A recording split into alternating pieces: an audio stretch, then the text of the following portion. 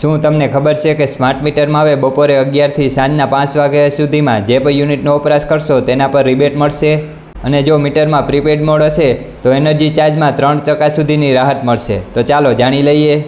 1 April 2026ના નવા tariff મુજબ smart meter ધરાવતા ગ્રાહકોને 11 થી 5 દરમિયાન વપરાયેલ દરેક યુનિટ પર ₹0.60ની રાહત મળે છે।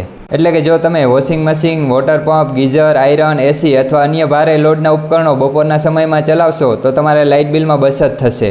ધારો કે મહિના દરમિયાન તમે 150 યુનિટનો વપરાશ કર્યો છે, તેમાંથી તમે 50 યુનિટ 11 થી 5ની વચ્ચે વપરાશ કર્યો છે, તો તે 50 યુનિટ પર તમને 0.60 પ્રતિ યુનિટ તમારા બિલમાંથી બાદ મળશે। એટલે કે 50 ગુણ્યા 0.60 એટલે કે ₹30 તમારા બિલમાંથી બાદ મળશે। બસ આટલું જ નહીં, પણ જો તમે સ્માર્ટ મીટરને પ્રીપેડ મોડમાં ચલાવો છો તો એનર્જી ચાર્જમાં પણ તમને લગભગ 3% સુધીની રાહત મળે છે। જેમાં તમે અહીં જોઈ શકો છો RGPU કેટેગરીનો એનર્જી ચાર્જના યુનિટ રેટનો સ્લેબ, જેમાં પોસ્ટપેડ મોડમાં પ્રથમ 50 યુનિટ માટે 3.05 પ્રતિ યુનિટ છે અને પ્રીપેડ મોડમાં 2.96 પ્રતિ યુનિટ છે। તે જ રીતે પછીના 50 યુનિટ માટે પોસ્ટપેડમાં 3.50 પ્રતિ યુનિટ છે અને પ્રીપેડ મોડમાં 3.40 પ્રતિ યુનિટ છે।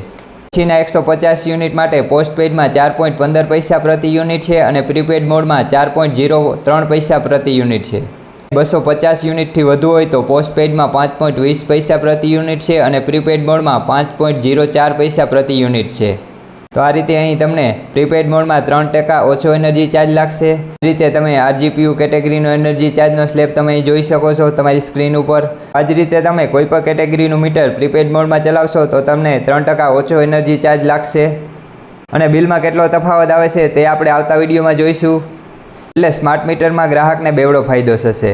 પહેલો છે બપોરે 11 થી 5 દરમિયાન વપરાશ પર 0.60 પ્રતિ યુનિટ પર રિબેટ મળશે અને બીજો છે પ્રીપેડ મોડમાં લગભગ 3% સુધીનો ઓછો એનર્જી ચાર્જ લાગશે। તો જો તમારા ઘરે સ્માર્ટ મીટર લાગેલ હોય તો વધુ બચત માટે ભારે લોડના ઉપકરણો દિવસ દરમિયાન ચલાવો અને પ્રીપેડ મોડનો લાભ લો। આ માહિતી ઉપયોગી લાગી હોય તો વિડીયોને લાઇક કરો, બીજા સાથે શેર કરો અને આવા જ નવા GB રિલેટેડ વિડીયો જોવા માટે અમને ફોલો કરો। Thank you.